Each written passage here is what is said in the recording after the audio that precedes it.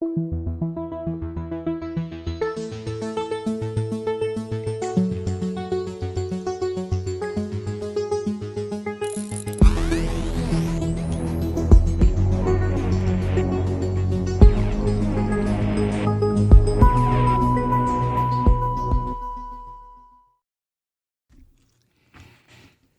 Cillizza, who is CNN's editor-at-large, put this up on their website about 10 o'clock this morning. And it's a little piece. He talks about this guy named Michael Wood, W-O-O-D. He was a candidate in a special election over the weekend in Texas' 6th district.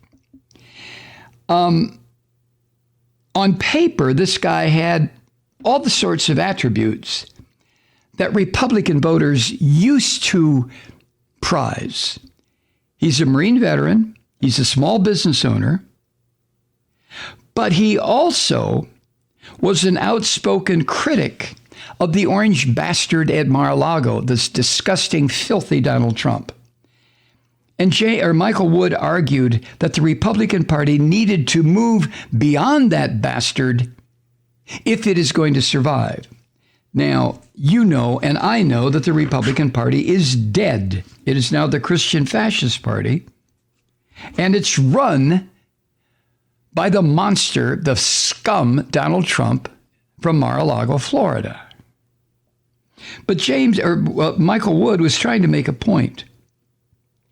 If the Republican Party is going to get past this filthy bastard, it better start to do so, or it's not going to survive. Now, it's that last attribute that the Republican Party needed to move beyond Trump in order to survive that drew so much national attention to Michael Wood's candidacy in the Texas 6th District. It was a crowded field, and as Cillizza reports, most of the candidates were vowing their absolute support for the orange filth. So the question was, could Michael Woods cut through all that bullshit by tapping into dissatisfaction with Trump within the Republican Party? And if he did, was that a sign that Trump's grip on the Republican Party was slipping? No to both questions. He finished 9th. He got just over 2,500 votes, which meant he got 3.2% of the overall vote. 3%. He's a Republican the way Republicans have been defined, separate from their social bullshit, separate from their from their issues about those knee-jerk situations with Republicans, whether it's abortion or prayer in the schools, all this other horseshit. This guy was trying to make a point. Look, I'm a former Marine. I'm a small business owner. I believe in the ideas of the Republican Party that go beyond, busting up on gay folk, go beyond violating a woman's right to privacy. I want to go back, Michael Woods is trying to say, to the economic values, if you want to call them that the Republican Party always represented. And he had his ass handed to him by the Republicans. Now, the leading candidate, she is Susan Wright. She is the widow of the late Texas Representative Ron Wright. And I think it was his death that opened up the seat. She won 19%. And she was personally endorsed by the orange filth from Mar-a-Lago. This is what the orange filth tweeted over the weekend. Tweeted? Is he allowed on Twitter again? Oh, fuck, I don't know. Maybe a different channel, or maybe, I don't even know. Anyway, this is what he tweeted. Quote, Susan surged after I gave her an endorsement last week. Her wonderful husband is looking down and is very proud of her. End quote. Now, there was another candidate, I guess in Texas, like in Georgia, in these primaries, you have to get 50% plus one vote in order to move on to the general. So there was another candidate who qualified for the July runoff, and that was State Representative Jake Elzy, who also described himself as a strong supporter of the orange vomit. And these are the two leading candidates for the runoff. This two of them, disgusting Trump bastards, both of these people, Susan Wright and Jake Ellzey. Now, Michael Wood, when this was all over, issued a statement in the wake of his dismal showing. Let me read part of it to you. He says, quote, "I am gravely concerned about the state of the Republican Party. Let me be clear. This is not because I lost an election. I am concerned because the Republican Party of the United States lied to the American people, took advantage of Trump's supporters' noble patriotism." Now, let me back up. He said, I'm concerned because the Republican Party of the United... No, let me back all the way up. Okay, sorry. Quote, "I'm gravely concerned about the state of the Republican Party. Let me be clear. This is not because I lost an election. I'm concerned because a Republican president of the United States lied to the American people, took advantage of his supporters' noble patriotism, encouraged a mob to disrupt the lawful operations of the United States Congress, was derelict in his duty as commander-in-chief to put an end to this insurrection, and then the overwhelming majority of elected Republicans in Congress failed to show the courage this moment required. Republican members of Congress then voted to overturn an election and attempted to disenfranchise millions of Americans. The events of January 6, 2021 are a stain on America. The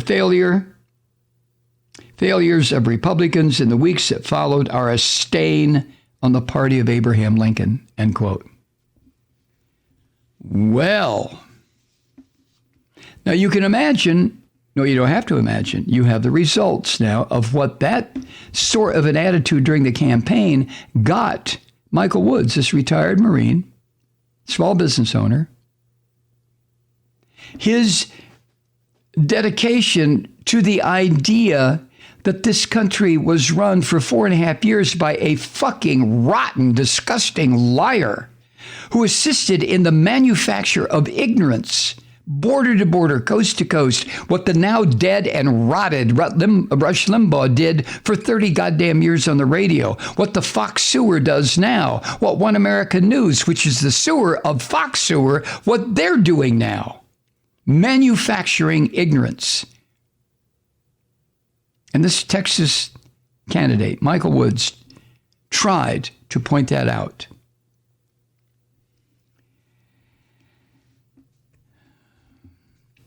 Cillizza at CNN, Chris Cillizza points out that it's worth noting that Michael Wood was always something of a long shot, no matter how he positioned himself vis-a-vis the orange filth in the primary. Susan Wright, is it Susan Wright? Yeah, Susan Wright. Her name ID, due to her late husband's time in office, made her the front runner from the start. And the other guy who came out second in the primary, Ellzey, other Republican, not only has a base in the district from his state house seat, but also ran unsuccessfully against Ron Wright, Susan's husband, in 2018. But even so, had there been any significant blowback to the filth and the destruction and the lies and the murderous attempts to destroy this democracy that this goddamn Donald Trump represents, if there'd been any blowback, particularly in this Dallas-Fort Worth Metroplex suburban seat, that's where the 6th District is, Michael Wood would have overperformed. But instead, he finished behind 4 other Republicans and 4 Democrats. They're all candidates regardless of party. and they all ran in that single primary on Saturday. He finished 9th. Chris Cillizza concludes with this. The Michael Wood flop is rightly understood as the latest piece of evidence that while Trump is no longer in office, his influence over the GOP hasn't waned a bit.